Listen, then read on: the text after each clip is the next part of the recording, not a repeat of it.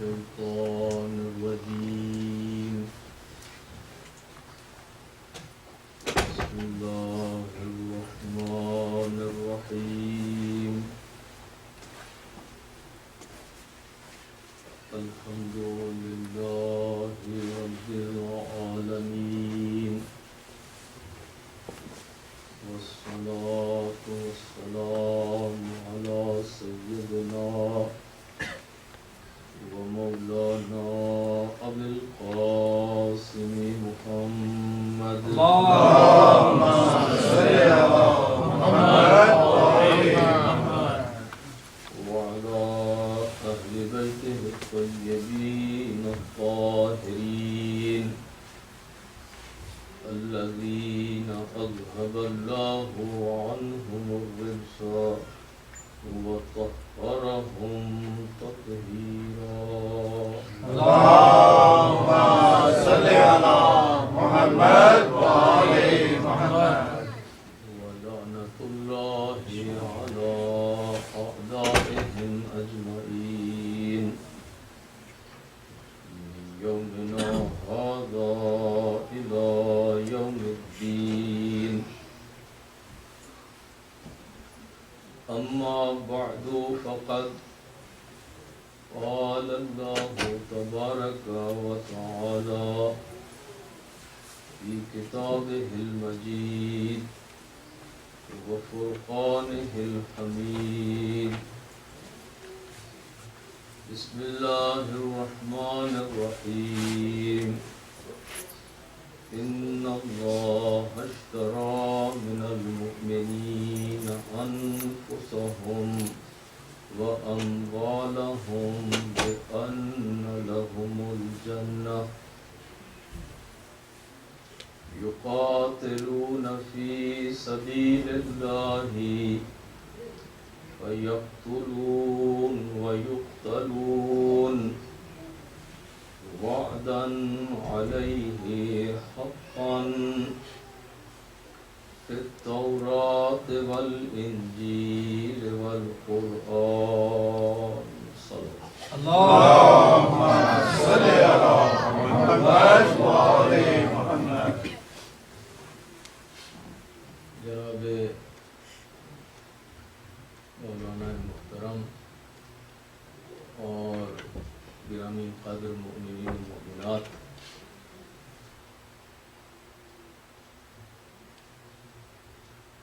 چودہ سو 35 ہجری کے عشرہ محرم الحرام کی آج پہلی مجلس ہے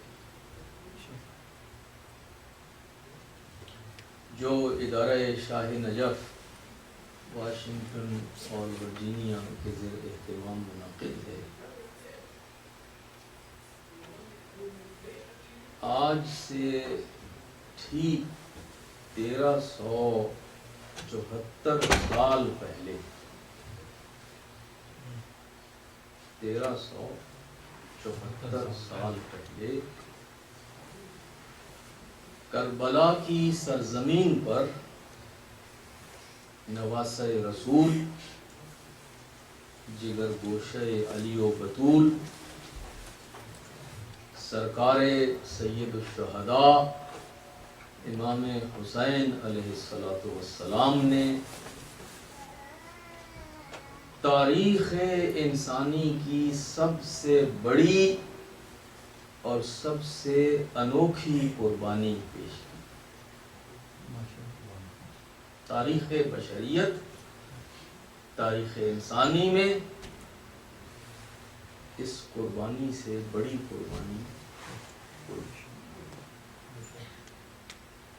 چنانچہ یہی وجہ ہے کہ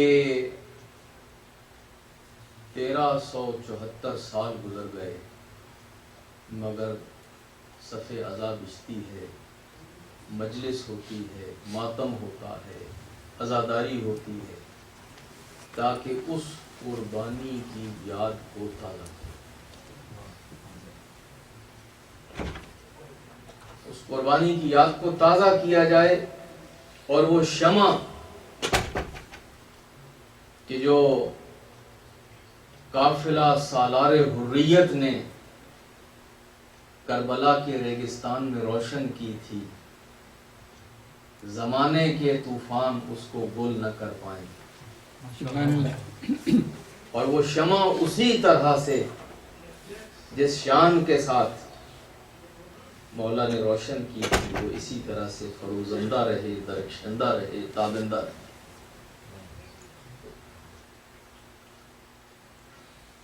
تو عزیزان گرامی، آلموسٹ 1400 سال سے یہ ہماری تہذیبی، تاریخی، مذہبی، ملی میراث ہے یہ فرش عزا، اور یہ انسٹیٹیوشن جو عزاداری کا ہے یہ ہمارا سب سے سیکرڈ، سب سے مقدس انسٹیٹیوشن ہے کہ جو ہمیں نسلاً بعد نسلیں ملا ہے، اور ہم نے ہر دور میں اس کی حفاظت کی۔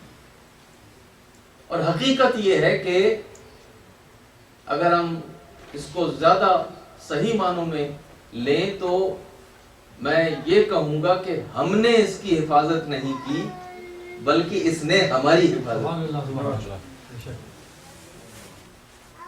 ہم اور ہمارا نام و نشان مٹ گیا ہوتا،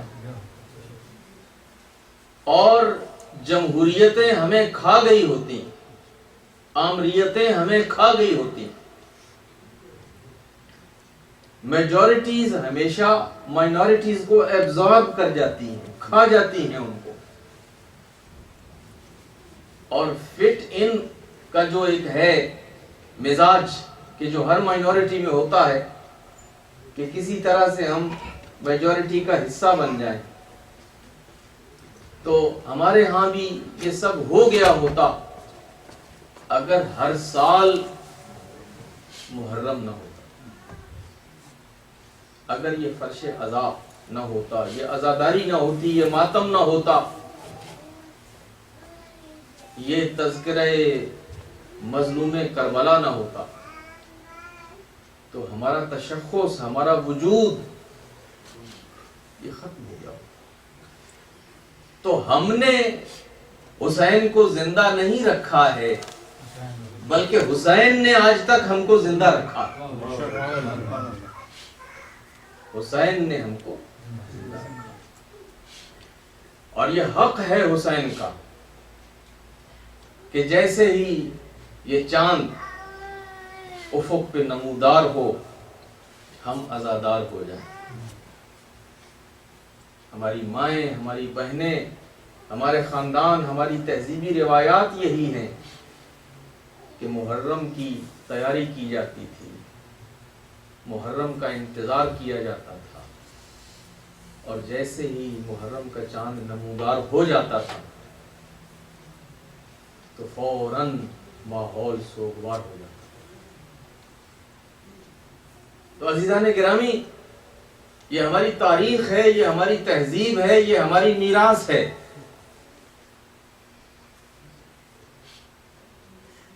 اور اگر کوئی اس پہ اعتراض کرے اور اس کو سمجھنا چاہے کہ ایسا ہم کیوں کرتے ہیں، 1400 سال ہونے کو آئے، ایک واقعہ ہوا اور ہم ہر سال بیٹھ جاتے ہیں اس کا تذکرہ کرنے اور آنسو بہانے اور ماتم کرنے، تو ایک قربانی چلے جتنی بڑی بھی ہوئی مگر اس کا تذکرہ، اس کی یاد کیا اتنا عرصہ منائی جائے گی؟ اور یوں منائی جائے گی گھر گھر، نگر نگر، گلی گلی، کوچا کوچا، شہر شہر، ملک ملک، پوری دنیا میں۔ تو عزیزو، ہم جواب میں صرف یہ کہتے ہیں کہ اصل میں قربانی، اگر واقعاً کوئی قربانی ہو تو اس کی یاد ہمیشہ منائی جاتی ہے، یہ قربانی کے اپنے مزاج میں ہے۔ آئیے ہم آپ کو 4000 سال پہلے کی ایک قربانی آپ کے سامنے ایک مثال رکھے دیتے ہیں۔ آپ تو 1400 سال کی بات کر رہے ہیں، ہم آپ کو 4000 سال پیچھے لے جاتے ہیں۔ اللہ کا خلیل اللہ کا دوست، اللہ کا نبی، اللہ کا رسول ایک قربانی پیش کرنے چلا تھا اور اپنی قربانی کو مینا میں لایا تھا، اور اللہ کے اس دوست نے، اللہ کے اس خلیل نے، اللہ کے اس بندے نے رضائے خدا کی خاطر اپنے اس بچے کو، جس کا نام اسماعیل بتایا جاتا ہے، قربان کر دینا چاہا تھا۔ جو قربانی کا تذکرہ ہے نا، 4000 سال پرانا ہے۔ ہر سال اس قربانی کی یاد منائی جاتی ہے یا نہیں؟ ہر سال اس قربانی کی یاد منائی جاتی ہے یا نہیں؟ تو اسلام میں اگر قربانی کی یاد منانا منع ہوتا تو یہ ارض مقدس پہ جا کے، ہندوستان اور پاکستان کی بات نہیں، ارض مقدس کی بات کر رہا ہوں، ہل کی بات نہیں، حرم کی بات کر رہا ہوں، سادہ کپڑوں کی بات نہیں، احرام پہن کے مقدس سرزمین پہ جا کے ایک قربانی کی یاد منائی جاتی ہے یا نہیں؟ اور اگر منائی جاتی ہے تو عزیزان گرامی پھر اس بات کو مان لیجئے کہ جو اس سطح کی قربانیاں ہوتی ہیں اور جو قربانیاں دی جاتی ہیں، پھر ان قربانیوں کا یہ تقاضا ہوتا ہے بعد والی نسلوں سے کہ وہ ان قربانیوں کی یاد کو ہمیشہ تازہ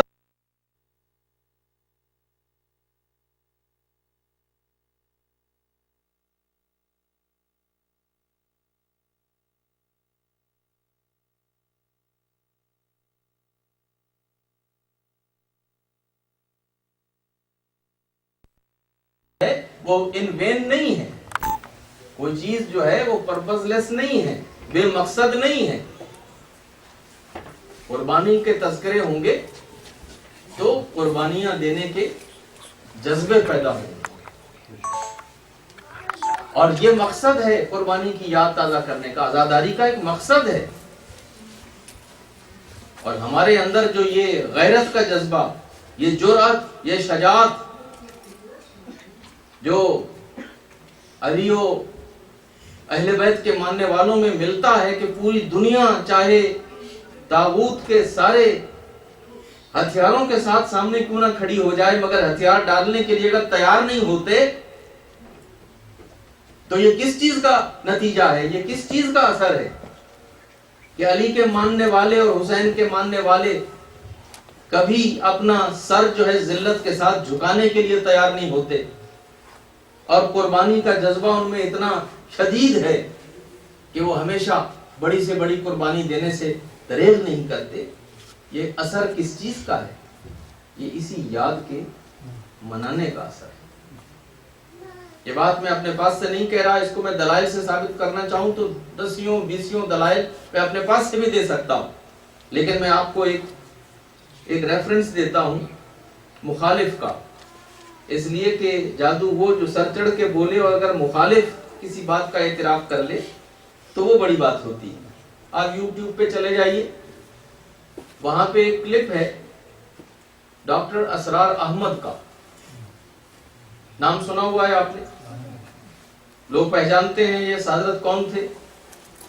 بہرحال اب سدھار گئے ہیں اس دنیا سے، ساری زندگی گزری ان کی عزاداری کی مخالفت کرتے ہوئے۔ میں لاہور میں رہا ہوں بہت عرصہ، باغ جناح میں یہ خطبہ جمعہ کہا کرتے تھے، اور ایک زمانے میں انہوں نے خطبہ جمعہ کہا تھا محرم میں، جو بعد میں ایک پیمفلیٹ کی صورت میں چھپا تھا سانحہ کربلا کے نام سے۔ بات کو طول نہیں میں دینا چاہتا، انہوں نے اس میں بہت زہر اگلا، کربلا کے واقعے کو ایک بے اثر معمولی سا واقعہ ثابت کرنے کی کوشش کی گئی، یہ کوئی اتنا بڑا واقعہ نہیں ہے، معمولی سی بات ہے، اس کو آب و رنگ دیا جاتا ہے اور بہت بڑھا چڑھا کے بیان کیا جاتا ہے، اور خواہ مخواہ 2 مہینے 2.5 مہینے کے لیے زندگی کو گویا کہ معطل کر دیا جاتا ہے۔ ان کو بہت اعتراض تھا کہ محرم میں شادیاں رک جاتی ہیں، لہٰذا انہوں نے اس رسم کو توڑنے کے لیے اپنی بیٹی کی شادی 7 محرم کو کی تھی، اور باقاعدہ اشتہار دے کے اور 7 محرم کو بیٹی کی شادی کی، اور پھر اس کا نتیجہ جو نکلا وہ ساری دنیا نے دیکھا کہ وہ ایک حادثہ ہوا اور نہ بچی رہی اور نہ داماد. اور تو یہ اس مزاج کے آدمی تھے، زندگی بھر انہوں نے دشمنی کی ہے.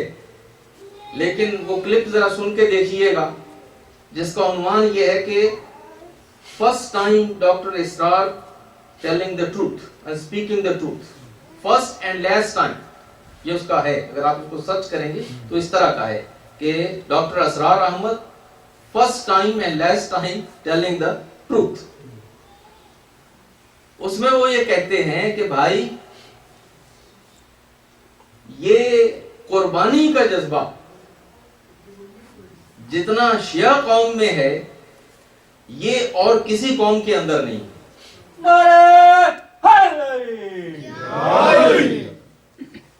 قربانی دینے کا جذبہ جتنا شیعہ قوم کے اندر ہے کسی اور قوم کے اندر نہیں ہے. اور وہ کہتے ہیں کہ یہ نتیجہ ہے اصل میں ان کی عزاداری کا، اور ان کے ہر سال جس انداز سے یہ محرم بناتے ہیں اور جس طرح سے یہ کربلا کا تذکرہ کرتے ہیں. یہ بالکل الفاظ ہیں ڈاکٹر اسرار کے. اور پھر وہ کہتے ہیں کہ مجھے اس سے کوئی لینا دینا نہیں ہے کہ یہ اس میں بہت ساری ایسی حرکتیں اور ایسی چیزیں بھی کرتے ہیں کہ جو صحیح نہیں ہیں میرے نزدیک، لیکن بہرحال تذکرہ کربلا اور شہداء کا تذکرہ اور ان کی قربانیوں کا تذکرہ جب اتنا تسلسل سے ہوگا اور مسلسل ہوگا اور مسلسل سنا جائے گا تو اس کے نتیجے میں سننے والوں میں ایک جذبہ قربانی ضرور پیدا ہوگا. یہ کہنے کے بعد اب انہوں نے اپنے، یہ تو ان کا دعویٰ تھا، اب انہوں نے اس کی 3 دلیلیں پیش کی کہ میں جو کہہ رہا ہوں ڈاکٹر اسرار یوں ہی نہیں کہہ رہا، میرے پاس دلیلیں.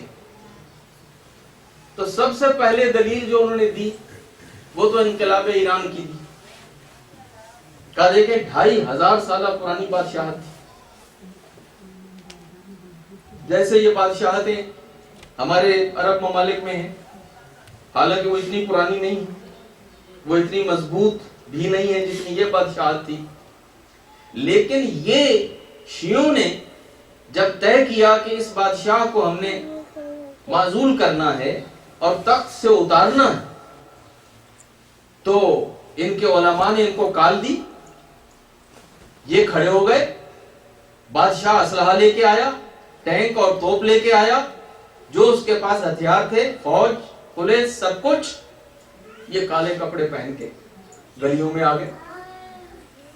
اور یہ چونکہ زندگی بھر اور سال بھر سنتے آئے ہیں کہ شہادت کیا ہوتی ہے، کربلا والوں کا جذبہ کیا ہے، تو یہ حسین حسین کرتے کرتے آگے بڑھے اور انہوں نے 2500 سالہ پرانی بادشاہت جو اس کا تختہ الٹ کے رکھا. جبکہ ہمارے یہ اتنے عرب ملک ہیں اور وہاں پہ اتنا ظلم ہے اور اتنی زیادتی ہے اور یہ بادشاہ ہیں اور سلطان ہیں اور حاکم ہیں اور ہمارے لوگ ان کو نہیں اتار سکے. پھر وہ دوسری مثال دیتے ہیں، وہ کہتے ہیں یہ کل کی بات ہے حزب اللہ کا اور اسرائیل کا آپس میں جو ماجرا ہوا.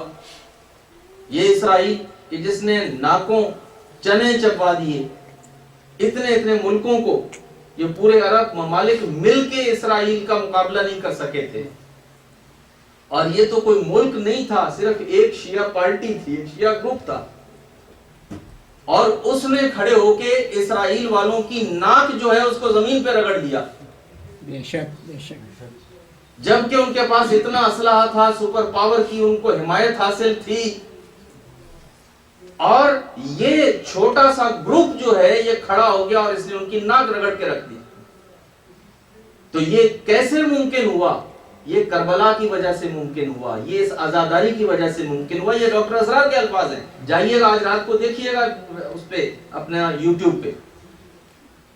اور پھر تیسری مثال دی، کہتے ہیں تیسری مثال یہ ہے کہ پاکستان میں ایک عامر شخص تھا جس کا نام تھا ضیاء الحق، اور اس نے پاکستان میں مارشل لا لگائی تھی، اور جب اس نے مارشل لا لگایا تھا تو جو بڑی بڑی پارٹیاں تھیں سیاسی، وہ بھی چھپتی پھرتی تھیں کوڑوں کے ڈر سے۔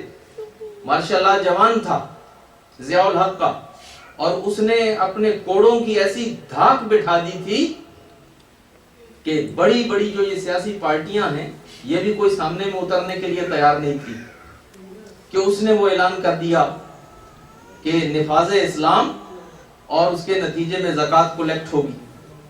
تو یہ شیعہ جو ہیں پورے ملک کے، ان میں ایک ہیجان پیدا ہوا، ایک بے چینی پیدا ہوئی، اور 30 40 50 یا 60 ہزار ڈیفرنٹ نمبرز ہیں، اتنی تعداد میں شیعہ جو ہے وہ اسلام آباد میں آ گئے اور انہوں نے دھرنا دے دیا۔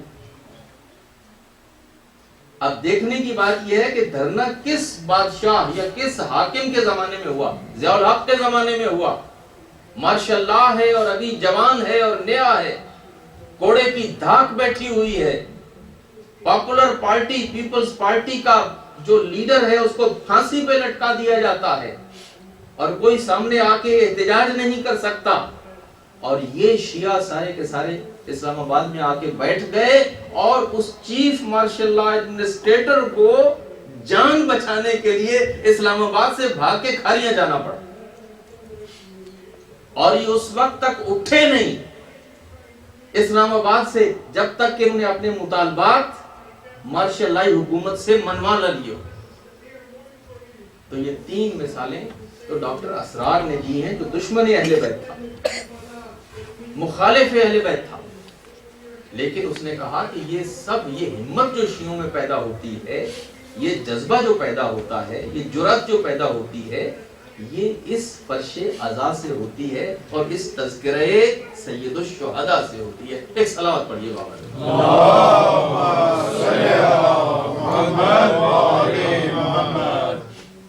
تو عزیزان گرامی، یہ قربانی کی یاد منانا، قربانی کا تذکرہ کرنا، یہ سنت ابراہیمی ہے، یہ سنت انبیاء ہے، یہ سنت اولیاء ہے، یہ اسلام کی روح ہے، اسلام کی تاریخ ہے۔ ہم کوئی انوکھا کام نہیں کر رہے۔ حضرت ابراہیم نے جو قربانی پیش کی وہ عظیم قربانی تھی، بیٹے کی قربانی، چہیتے بیٹے کی قربانی، پہلوٹی کے بیٹے کی قربانی۔ مگر جو قربانی آپ کے مولا نے کربلا میں دی ہے، یہ قربانی جو ہے یہ عظیم تر قربانی، اگرچہ دونوں قربانیوں میں بڑی مشابہت ہے، بڑی مماثلت ہے، بڑی سملیرٹی ہے، چونکہ دونوں آفٹر آل دونوں خاندان ابراہیم کی قربانی ہے، وہ بھی خاندان ابراہیم ہے، یہ بھی خاندان ابراہیم ہے، اور دونوں جگہ بیٹے کی قربانی، وہاں پہ بھی بیٹے کی قربانی ہے، یہاں پہ بھی بیٹے کی قربانی، لیکن اتنی مشابہتوں اور مماثلتوں کے باوجود عزیزان گرامی ان قربانیوں میں فرق بھی ہے، ان قربانیوں میں فرق ہے،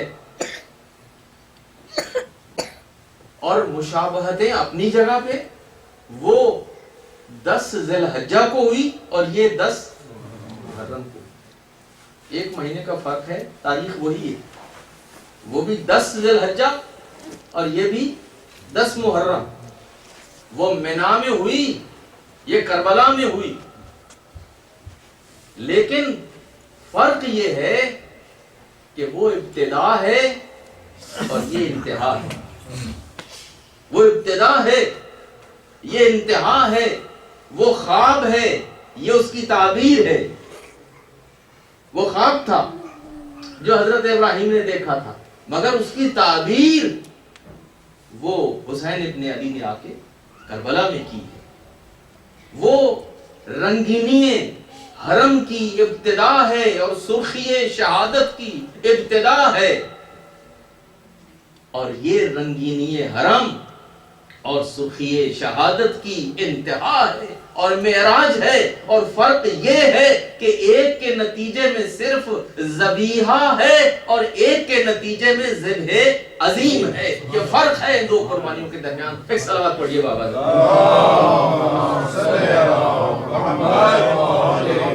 ماشاءاللہ ماشاءاللہ.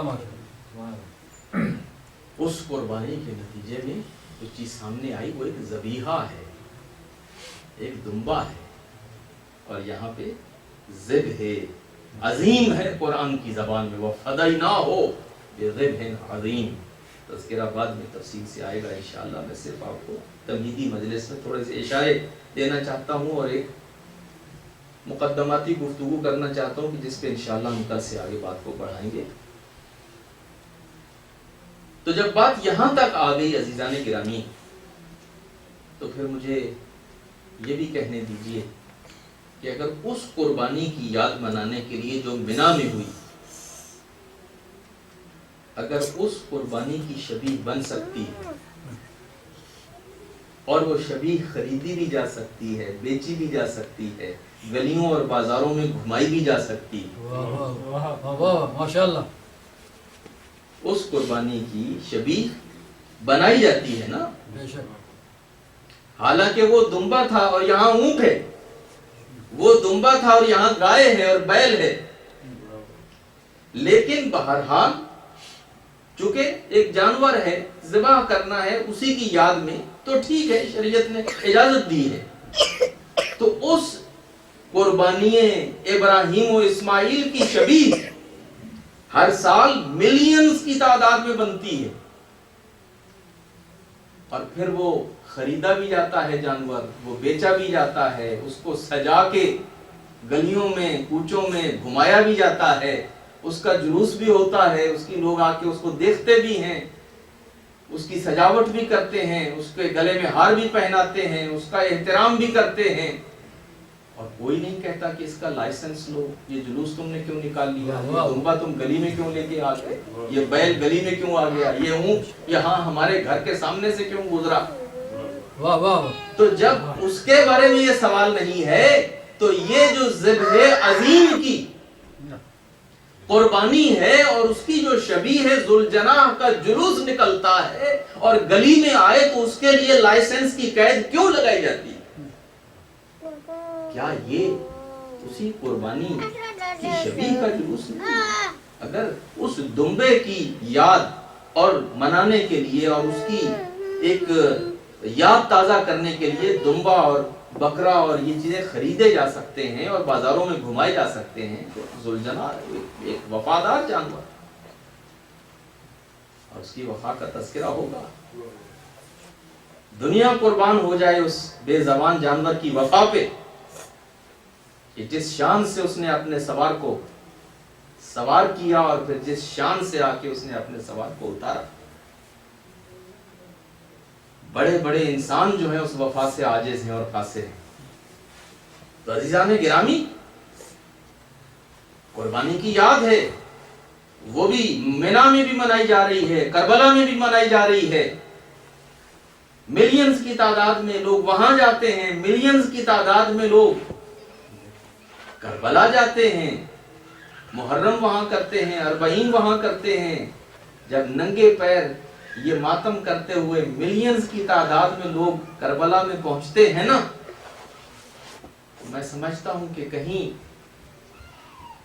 سکینہ ضرور یہ کہتی ہوں گی کہ پھوپھی اماں اگر یہ وہاں ہوتے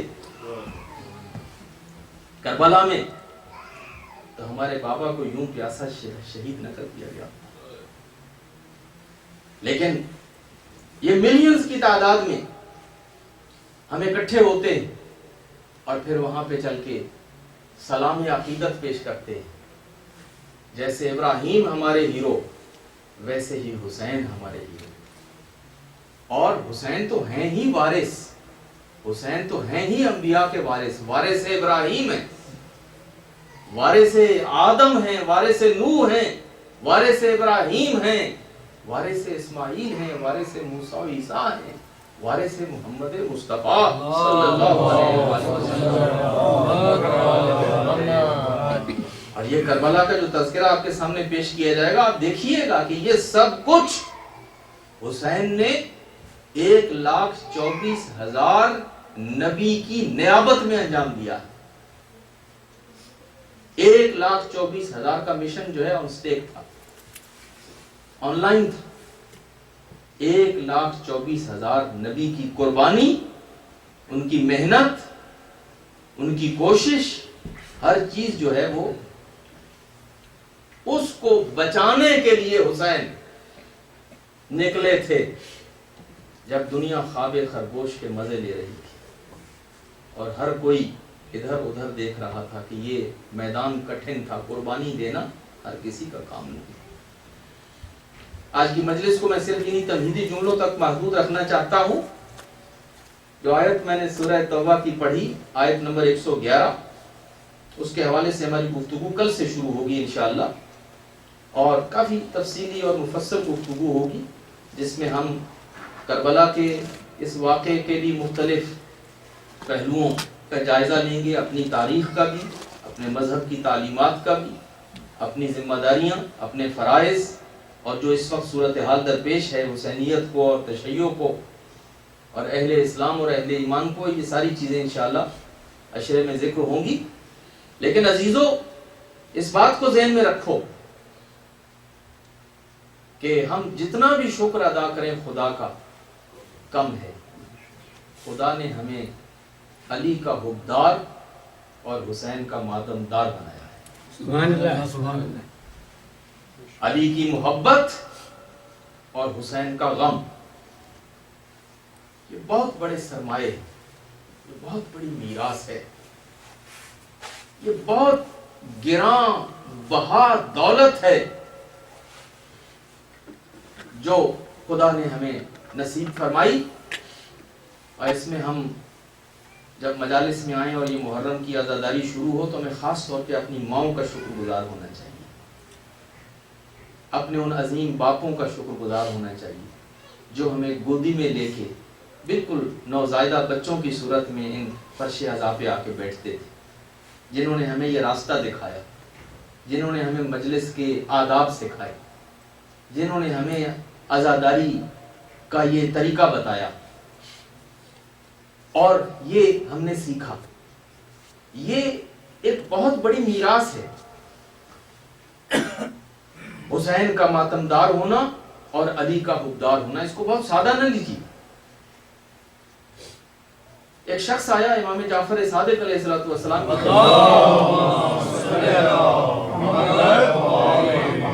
اور اس نے فقر و ناداری کی شکایت کی اور کہا کہ مولا، معلوم نہیں خدا کی بھی کیا مصلحت ہے، دشمنوں کو اتنا دے رکھا ہے اور ہمارے لیے صرف فقر و فاقہ ہے.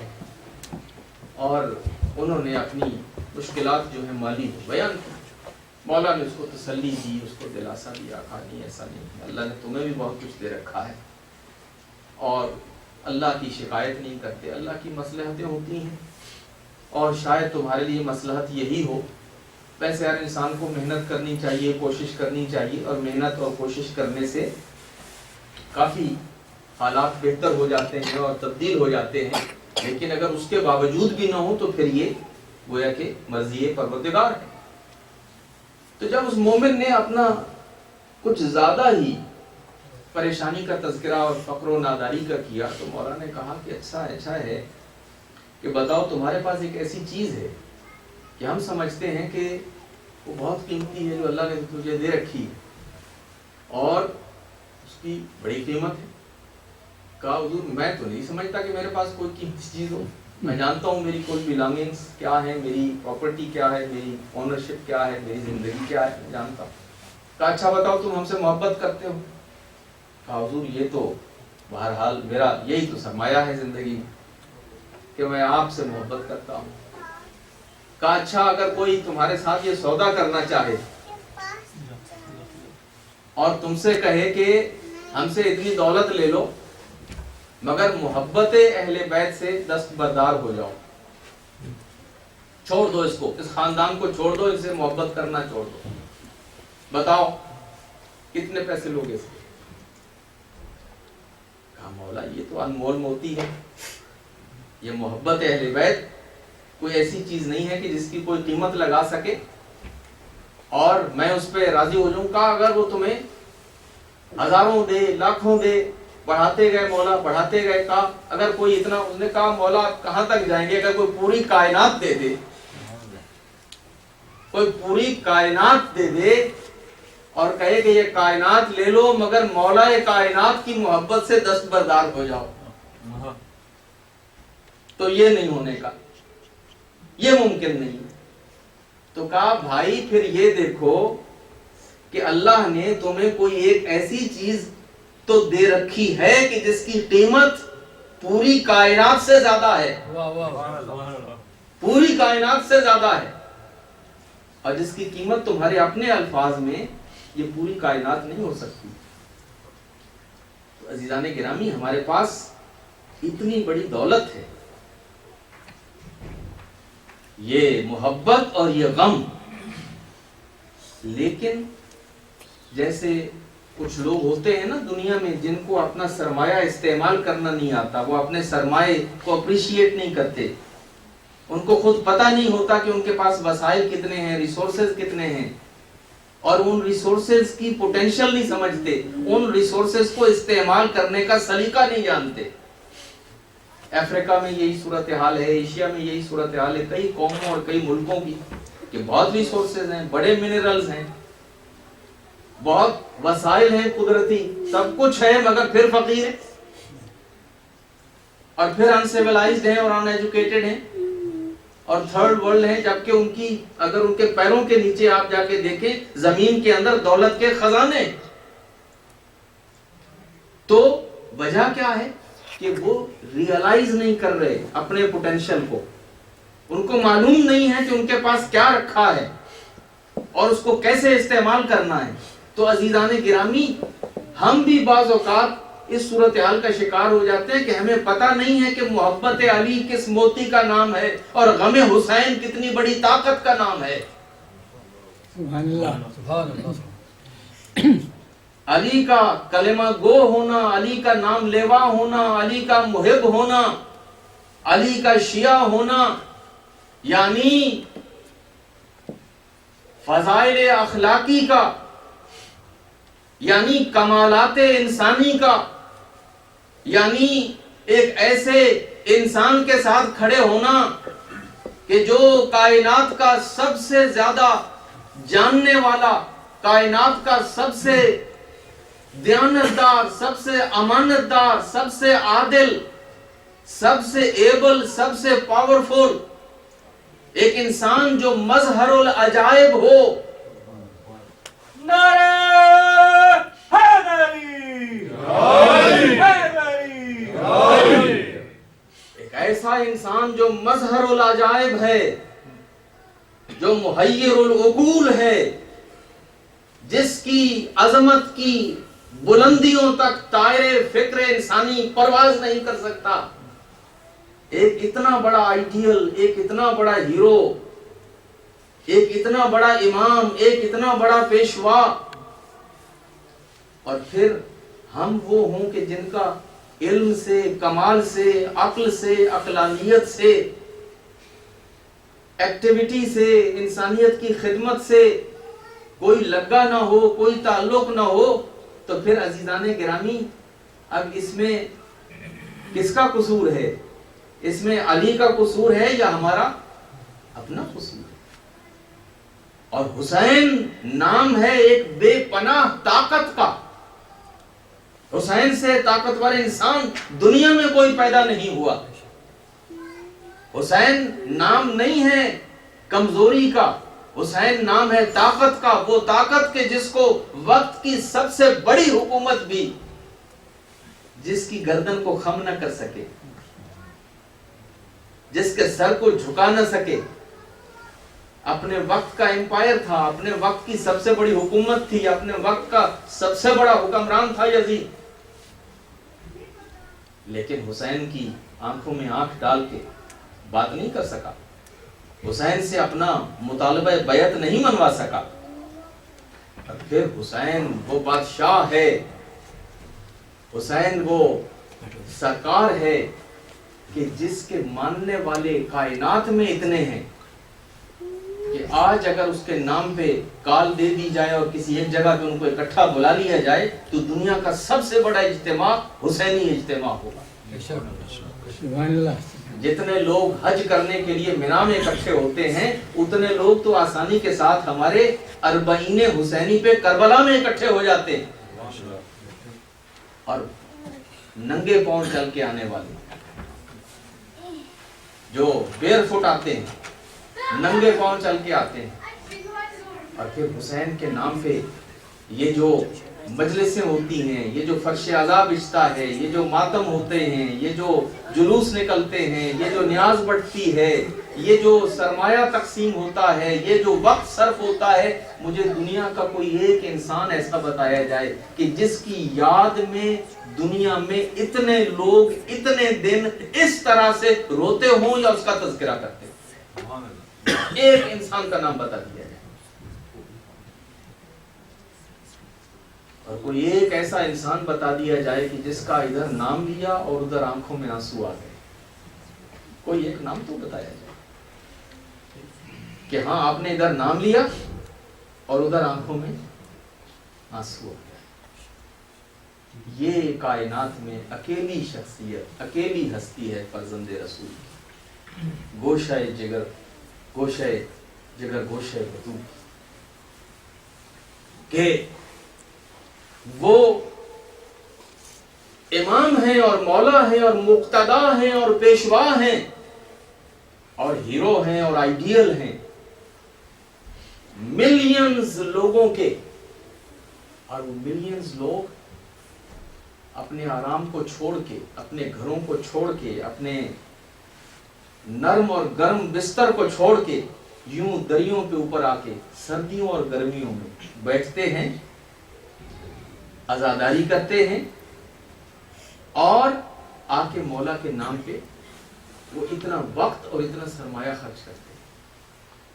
تو عزیزان گرامی، اگر ان لوگوں کو حسین کے نام پہ جو یہ جذبہ ہے، اگر اس جذبے کو صحیح ڈائریکشن دے دی جائے اور اس جذبے کو اگر صحیح طریقے سے استعمال میں لایا جائے، اور یہ سارا وقت اور یہ سارا سرمایہ اور یہ ساری توانائیاں اس مشن کو آگے بڑھانے پہ لگا دی جائیں کہ جو مشن امام حسین نے اٹھایا تھا، تو کوئی ہے جو حسین کے مقابلے میں کھڑا ہو سکے؟ کوئی ہے جو حسین کا مقابلہ کر سکے؟ اس لیے کہ حسین کی فوج میں کوئی خودکشی کرنے والا نہیں ہوگا۔ ابھی ہمارے بھائی آواز صاحب خودکشی کا تذکرہ کر رہے تھے اور بڑا اچھا خیال تھا کہ یہ ہمارا دشمن جو ہے، یہ اس کی بھی وہ کیا ہمارا بگاڑے گا کہ جو ہم پہ حملہ کرنے سے پہلے خود کو مارے اور خودکشی کرے۔ مگر حسین کے فوج میں کوئی خودکشی کرنے والا نہیں ہوگا، حسین کی فوج میں کوئی راہ فرار اختیار کرنے والا نہیں ہوگا، اور حسین کے جو ساتھ ہوں گے، جو حسینی بن کے آئیں گے، ان کا کردار کیا ہوگا؟ کوئی حر ہوگا، کوئی حبیب ابن مظاہر ہوگا، کوئی مسلم ابن اوسجہ ہوگا، کوئی عباس ہوگا، کوئی علی اکبر ہوگا، اور کوئی قاسم ہوگا۔ گرامی، یہ ہے حسینیت، یہ ہے حسینیت۔ حسینیت اس نرسری کا نام ہے، حسینیت اس کارخانے کا نام ہے، حسینیت اس تحریک کا نام ہے، اس مدرسے کا نام ہے، اس دانشگاہ اور یونیورسٹی کا نام ہے کہ جس کے اندر عالی دماغ پیدا ہوتے ہیں، جس کے اندر بلند حوصلہ انسان پیدا ہوتے ہیں، جری اور جفاکش پیدا ہوتے ہیں، غیور پیدا ہوتے ہیں، ایثار پیشہ پیدا ہوتے ہیں۔ وہ انسان کہ جو صاحبان کردار اور عالی دماغ ہوتے ہیں، یہ کام ہے اس فرش اعضاء کا۔ فرش اعضاء ایک نرسری ہے، ایک کارخانہ ہے، ایک تحریک ہے، ایک مدرسہ ہے، ایک دانشگاہ ہے۔ اور یہ تذکرے کیوں ہوتے ہیں؟ اس لیے کہ جب بڑوں کے تذکرے ہوں گے تو بڑے پیدا ہوں گے، دنیا کا اصول ہے۔ سبحان اللہ۔ بڑوں کا تذکرہ اس لیے کیا جاتا ہے کہ اس کو سن سن کے چھوٹوں میں بڑا بننے کا جذبہ پیدا ہو۔ بے شک بے شک. بہادروں کے تذکرے اس لیے کیے جاتے ہیں کہ اس تذکرے کو سن کے لوگوں کے اندر بہادری کا جذبہ پیدا ہو. سخاوت اور شجاعت کے تذکرے اس لیے کیے جاتے ہیں کہ اس کے نتیجے میں لوگوں میں سخاوت اور شجاعت کا جذبہ پیدا ہو. فضائل اس لیے پڑھے جاتے ہیں تاکہ ان فضائل کی تڑپ اور لگن ہمارے اندر بھی پیدا ہو اور ہم اپنی حد تک، میں یہ جملہ کہا کرتا ہوں اور بڑی ذمہ داری سے کہتا ہوں کہ مظہر العجائب نہیں بن سکتے علی جیسے. وہ کائنات کا اکیلا نسخہ ہے اور اکیلی شخصیت ہے اور منفرد ہے اور یکتا ہے، یا اس کا خدا یکتا ہے اور یا پھر اس کا یہ بندہ یکتا ہے. کوئی علی جیسا مظہر العجائب نہیں بن سکتا. لیکن اصل میں یہ ہے کہ جو علی کی محبت میں گرفتار ہوگا اور صحیح معنوں میں اس محبت میں ڈوب جائے گا، وہ اپنی سطح کا اور اپنی حد کا ایک مظہر العجائب ضرور بننا چاہیے. سبحان اللہ سبحان سبحان اللہ.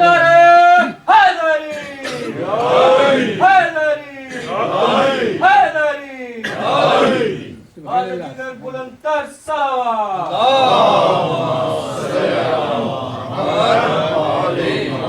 آزاداری کا مقصد یہ ہے، یہ جو ہم اتنا سرمایہ خرچ کرتے ہیں، اتنا سرمایہ، اتنا وقت، اتنا ٹیلنٹ، اتنا ٹائم، اس کا ایک مقصد ہے. یہ آزاداری کے بانی ہم نہیں ہیں. آزاداری کی بانی مظلوم کی ماں ہیں اور پھر مظلوم کی بہن ہیں. جناب زینب سلام اللہ علیہا ہیں، امام سجاد ہیں، امام محمد باقر اور امام جعفر صادق ہیں.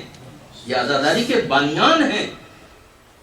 تو ان کا ایک بہت اعلیٰ مقصد تھا کہ جس کی خاطر جو ہے اس انسٹیٹیوشن کو بنیاد رکھی گئی، اور مقصد یہ تھا کہ جب فضائل بیان کیے جائیں گے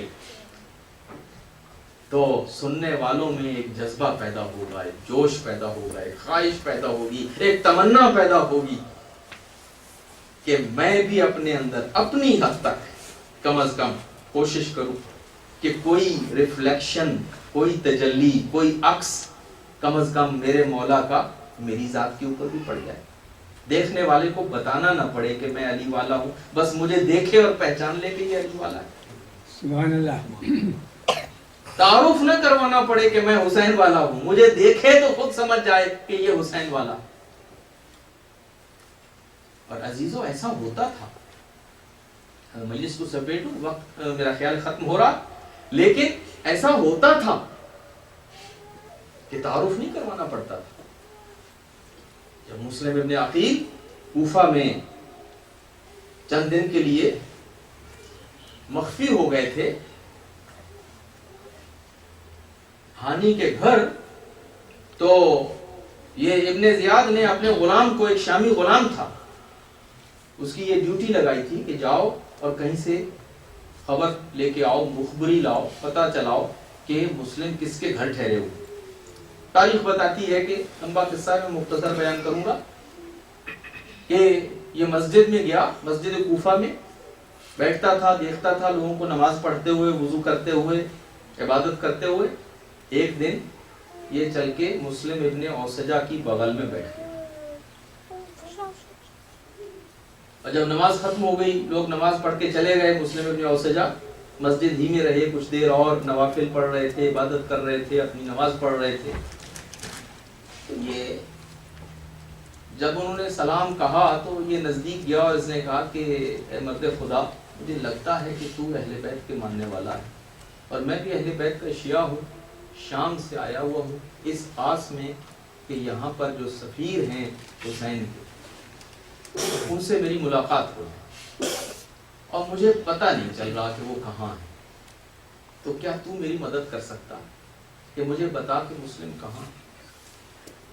تو مسلم ابن اوسجا نے اس سے کہا کہ یہ مسجد بھری ہوئی تھی نمازیوں سے، اتنے لوگ تھے یہاں پہ، تو نے کسی اور سے نہیں پوچھا اور آ کے تو نے مجھ سے ہی پوچھا ہی، اس کی کیا وجہ ہے؟ پہلے تو اس سوال کا جواب دے تاکہ پھر میں تیرے سوال کا جواب دوں. تو نے کہا ہاں میں آتا ہوں، سب سے پہلے مسجد میں آتا ہوں، دیکھتا ہوں سب کو آتے ہوئے جاتے ہوئے، نماز پڑھتے ہیں لوگ، سب سے آخر میں جاتا ہوں. میں نے جو تمہاری نماز دیکھی تمہارا قیام دیکھا، تمہارا رکوع دیکھا، تمہارا سجدہ دیکھا، تمہاری تلاوت قرآن کو دیکھا، تمہاری اس تسبیح پڑھنے کے انداز کو دیکھا، تمہارے خضوع اور خشوع کو دیکھا، تو میرے دل نے شہادت دی کہ ہو نہ ہو یہ اہل بیت کے ماننے والا ہے، یہ اہل بیت کے ماننے والا ہے۔ تو مجھے ہمت ہوئی اور میں نے آ کے تجھ سے یہ سوال کیا۔ یہ ایک واقعہ ہے، اس قسم کے سینکڑوں واقعات۔ ہمارے ائمہ کی حدیث ہے کہ کونوا دعاۃ لنا بغیر السنتکم، لوگوں کو ہماری طرف بلاؤ زبان استعمال کیے بغیر۔ کونوا دعاۃ لنا بغیر السنتکم، زبان سے نہیں عمل سے لوگوں کو ہماری طرف بلاؤ۔ پوچھنے والوں نے پوچھا مولا کیسے آپ کی طرف لوگوں کو بلائیں جب آپ کہتے ہیں زبان نہیں استعمال کرو؟ کہا کہ ایسا اچھا طرز عمل اختیار کرو کہ لوگ تمہیں دیکھیں اور ہماری طرف چلتے چلے آئیں، کہ اگر یہ ہیں جعفر صادق کے شیعہ، اور اگر یہ ہیں حیدر کرار کے ماننے والے، اور اگر یہ ہیں حسین مظلوم کے ماننے والے، تو پھر ہم سب بھی انہیں کو ماننے کے لیے۔ تو عزیزان گرامی، یہ مجالس کا مقصد یہ عزاداری، چونکہ آج پہلی مجلس ہے، میں چاہ رہا ہوں کہ اس کی بنیاد بڑی مضبوط رکھ دوں کہ یہ جو ہم تذکرہ لے کے بیٹھے ہیں، یہ تذکرہ صرف ریچول نہیں ہے، یہ صرف رسم نہیں ہے، اس کے پیچھے ایک بہت بڑا مقصد ہے، اس کا ایک بہت بڑا فلسفہ ہے، ایک بہت بڑا آبجیکٹو ہے، اور وہ یہ ہے کہ ہم اس فرش عذاب سے وہ جذبے، وہ کردار، وہ دل، وہ دماغ وہ پیدا کرنا چاہتے ہیں، تاکہ ہر سال ہمارے اندر یہ ترقی ہو، اور حسینی لشکر جو ہے یہ اس حسینی جذبے کے ساتھ اتنا آگے بڑھے کہ انشاءاللہ ہمارے وقت کے امام کا ظہور ہو جائے اور حضرت کا ظہور ہو۔ ایک مرتبہ صلوات پڑھیں۔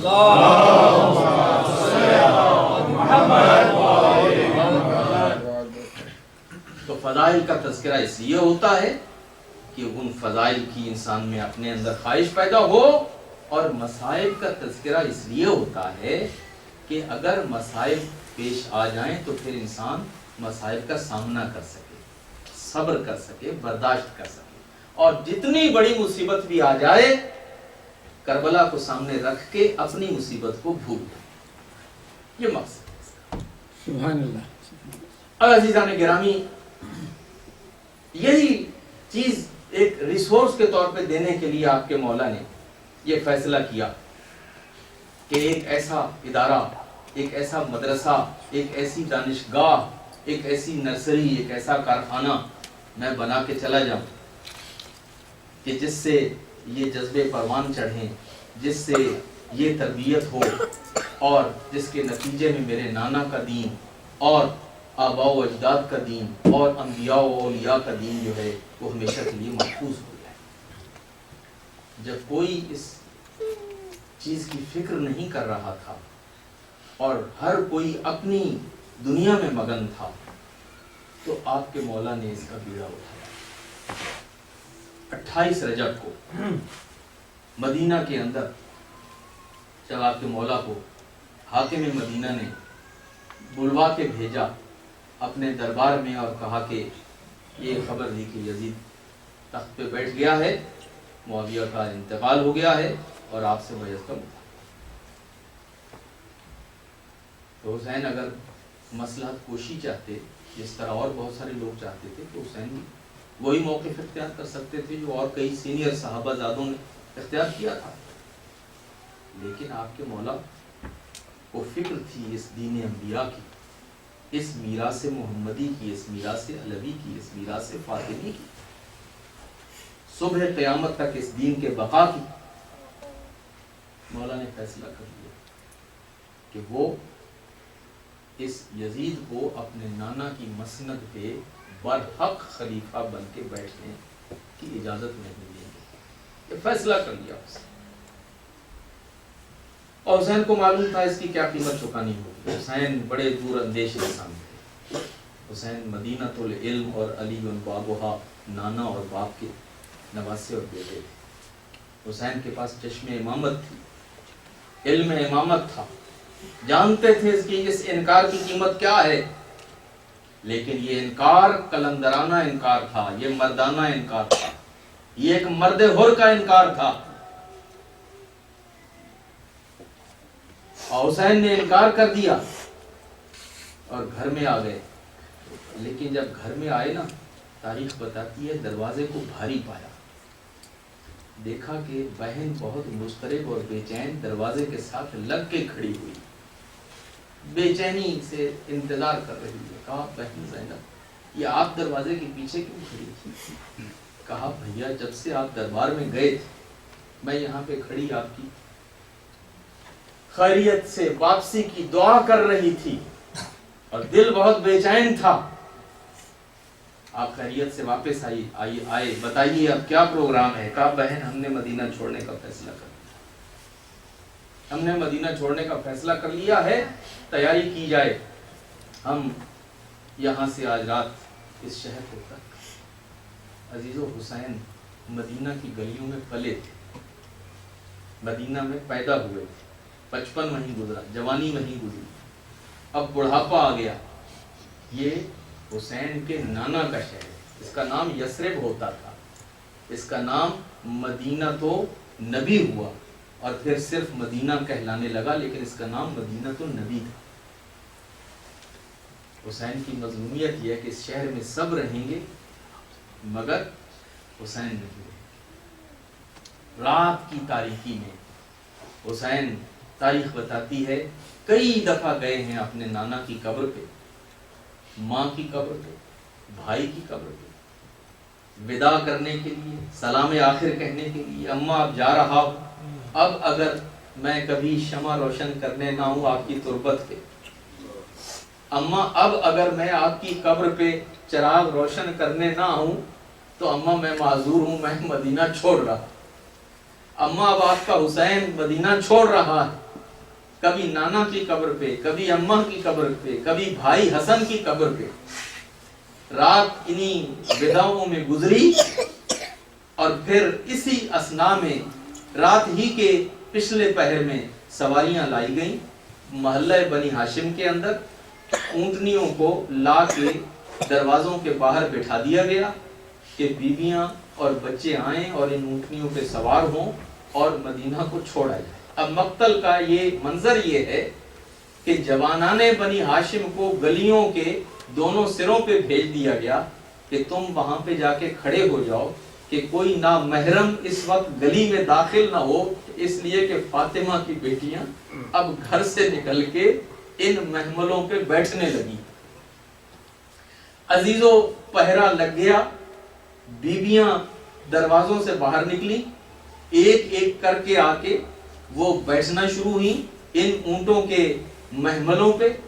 کسی بیوی کو کسی نوجوان نے آگے بڑھ کے سوار کیا، ایک صاحبہ آئیں، پتہ چلا کہ ان کو سوار کرنے کے لیے قاسم آگے بڑھے، معلوم ہوا ام فروا ہیں اور قاسم ان کو سوار کر رہے ہیں۔ پھر ایک بیوی آئیں بیٹھنے کے لیے، حضرت علی اکبر بڑھ کے آگے جاتے ہیں، پتہ چلا کون ہے، ام لیلہ ہیں، ان کو سوار کرنے کے لیے جا رہے ہیں۔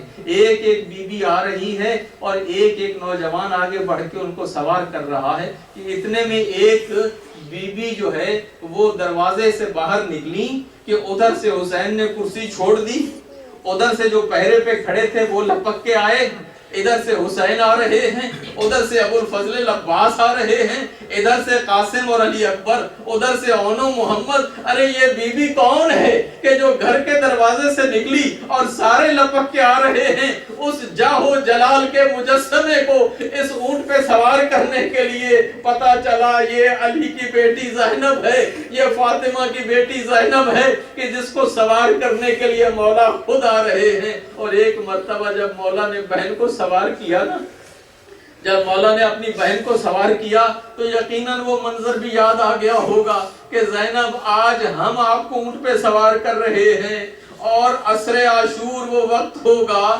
کہ جب نظر یمیناً و شمالاً، جب حسین آخری مرتبہ گھوڑے پہ سوار ہونے کے لیے آئے تو ایک مرتبہ دائیں اور بائیں دیکھا اور کہا میرے قاسم تم کہاں ہو، میرے علی اکبر تم کہاں ہو؟ ارے میرے شیرو تم کہاں ہو؟ ابو الفضل العباس تم کہاں ہو؟ ارے جب تم گئے تھے میں نے تمہیں سوار کیا تھا، ارے اب ہم جا رہے ہیں اور ہمیں کوئی سوار کرنے والا نہیں ہے۔ بس یہ جملہ آئے گا حسین کی زبان سے کہ پیچھے سے زینب آ جاتی ہے، کہتی ہیں بھیا اگر عباس نہیں ہے تو عباس کی بہن زینب جو ہے آئیے آج بہن بھائی کو سوار کرے گی اور بہن بھائی کو مقتل میں روانہ کرے گی۔ فلا لعنت اللہ علی قوم الظالمین وسيجعلهم الذين ظلموا غيا منقلبون ينقلبون۔ پروردگار ہماری اس قلیل سی عبادت کو قبول منظور فرما، پروردگار ہمیں توفیق عطا فرما کہ ہم صحیح معنی میں حق ادا کر سکیں اور مادر مظلوم کو راضی و خوشنود کر سکیں، وقت کے امام کو راضی و خوشنود کر سکیں۔ جتنے بھی مومنین و مومنات مجلس میں حاضر ہوئے ہیں پروردگار ان سب کی دعاؤں کو قبول فرما، ان کی حاجات کو پورا فرما، ان کی مشکلات کو برطرف فرما، بیماروں کو شفائے کامل و عاجل عطا فرما، جو مومنین بے اولاد ہیں ان کو اولاد نرینہ عطا فرما، اور جو بھی ان کی حاجات ہیں ان کو پورا فرما، اور عالم